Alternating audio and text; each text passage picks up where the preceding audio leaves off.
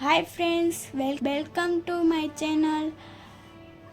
આગલા વિડીયોમાં આપણે જોયું હતું કે સૂક્ષ્મજીવો શું છે. આ વિડીયોમાં આપણે જોઈશું કે સૂક્ષ્મજીવો ક્યાં રહે છે. સૂક્ષ્મજીવો એકકોષી હોઈ શકે છે, જેમ કે બેક્ટેરિયા, કેટલીક લીલ પ્રજીવો અથવા બહુકોષીય પ્રજીવો જેવા કે લીલ અને ફૂગ. તે બર્ફીલી ઠંડીથી ગરમ પાણીના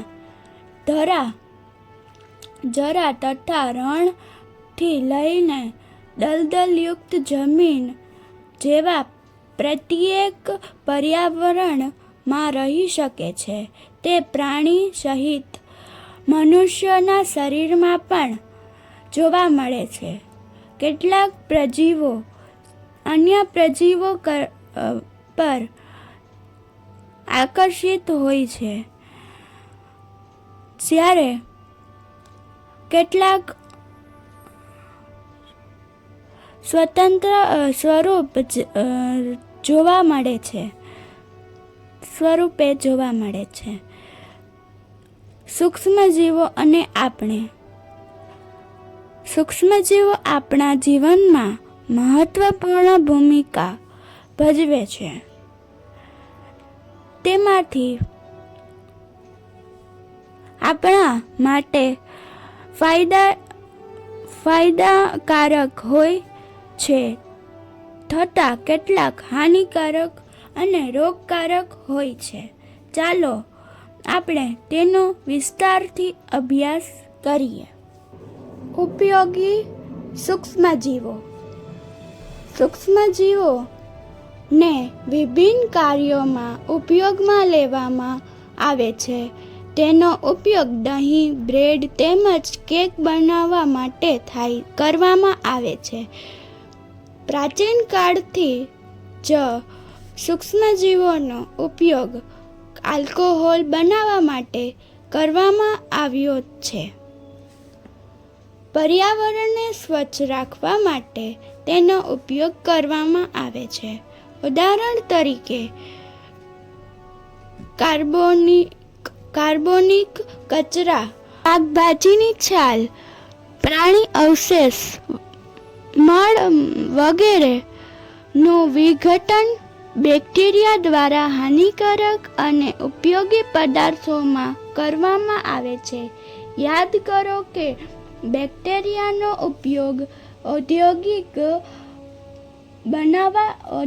બનાવવા માટે થતા કૃષિ ક્ષેત્ર નાઇટ્રોજન સ્થાપન દ્વારા જમીનની ફળદ્રુપતા વધારવા માટે કરવામાં આવે છે. દહીં અને બ્રેડ બનાવવા.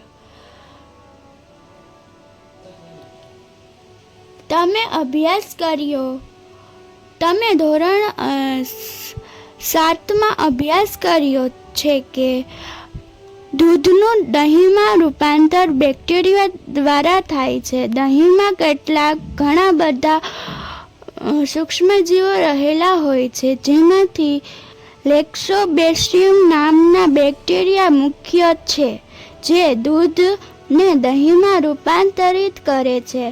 તે દૂધ વૃદ્ધિ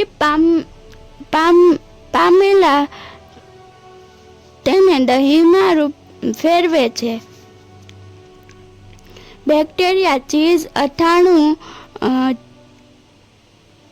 અથાણું તેમજ કેટલાક ખાદ્ય પદાર્થોના ઉત્પાદનમાં સહાયતા કરે છે.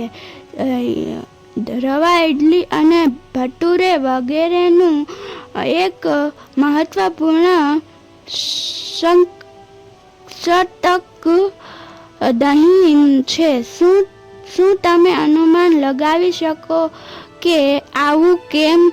રવા, ચોખાની ઇડલી અને ઢોસાના ખીરામાં અથાણ શા માટે બેક્ટેરિયા અને યીસ્ટ મદદ કરે છે?